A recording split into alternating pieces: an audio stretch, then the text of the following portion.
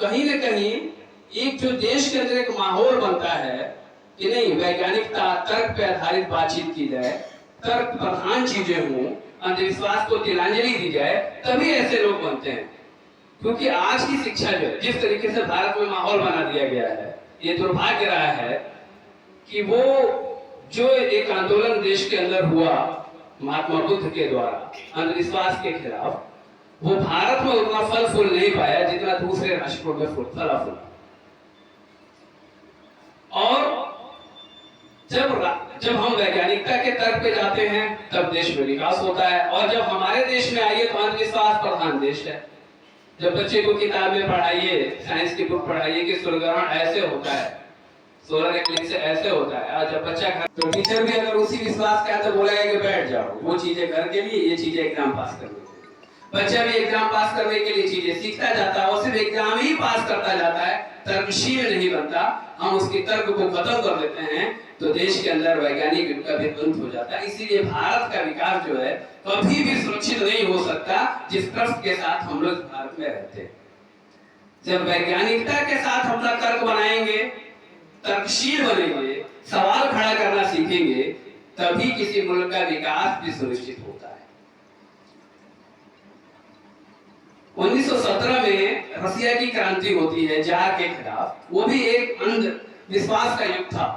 अभी सर बता रहे थे लुईस की बात, वो भी एक अंधविश्वास के खिलाफ आंदोलन हुआ। रॉबेस्पियर ने लिखा, मॉन्टेस्क्यू ने लिखा अपनी किताब में कि कोई राजा जो है वो ईश्वर का प्रतिनिधित्व नहीं करता। वो एक अंधविश्वास के खिलाफ आंदोलन हुआ। और फिर फ्रांस को देखा जाए तो 1789 के बाद वहां पे वैज्ञानिक युग आता है। और आज कहाँ है फ्रांस? रशियन क्रांति के बाद रसिया का एक वैज्ञानिक युग आता है। और कहाँ है रसिया? और हमारे देश में भी एक युग आया, ठीक है, 400 ईसा पूर्व में ये भारत में पहली बार विज्ञान में ये ढूंढा गया, रसायन शास्त्र में, कि सुगंधित द्रव कैसे बनाए जाते हैं। परमाणु की खोज 300-400 ईसा पूर्व हुई। यहाँ के साइंटिस्टों ने बताया। ये कब हो रहा है? जरा सोचिए, ये सब कब हो रहा है? महात्मा बुद्ध के बाद हो रहा है, वैदिक युग में नहीं हो रहा है ये सब चीजें। क्यों? क्योंकि एक तर्कशील चीजें शुरू की गई, एक सवाल उठाने की व्यवस्था पैदा की गई। और वो जब सवाल उठाने की व्यवस्था पैदा हुई, तर्कशील लोग पैदा हुए, उन्होंने तर्क करना सीखा, तो ढूंढना भी सीखा, जानना भी सीखा। राजा राम मोहन राय जब विदेश जाते थे तो लोगों ने, उनके घर के लोगों ने उनका विरोध किया कि समुद्र देवता को लांग के जाएगा। अब हम इतना पीछे हैं और आज भी पीछे हैं। तो किसी भी मुल्क का विकास आपके विश्वास पे भी निर्भर करता है कि हमारा ट्रस्ट क्या है, हम क्या मानते हैं, हमारा कल्चर क्या है।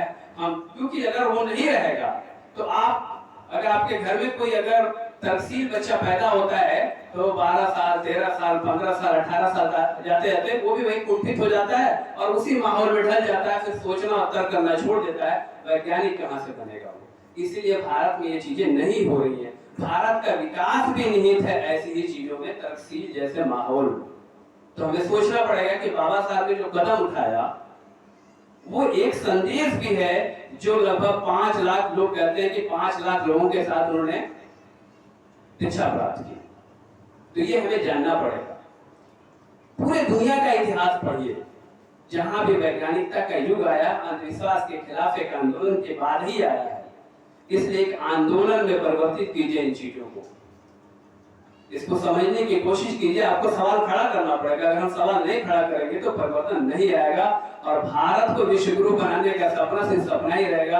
अभी हंगर इंडेक्स में भारत कहां पहुंचा हम देख रहे हैं। तो एक दिन ऐसा भी समय आएगा 116 नंबर में 101 नंबर है, यही विश्व गुरु का है और विश्व गुरु कभी नहीं बन सकता। इस विश्वास के साथ तो नहीं बन सकता। मैं खुल के बोलना नहीं चाहता क्योंकि मैं किसी धर्म का विरोध नहीं करना चाहता। तो विश्वास को भी ठीक करने की जरूरत है, ठीक है।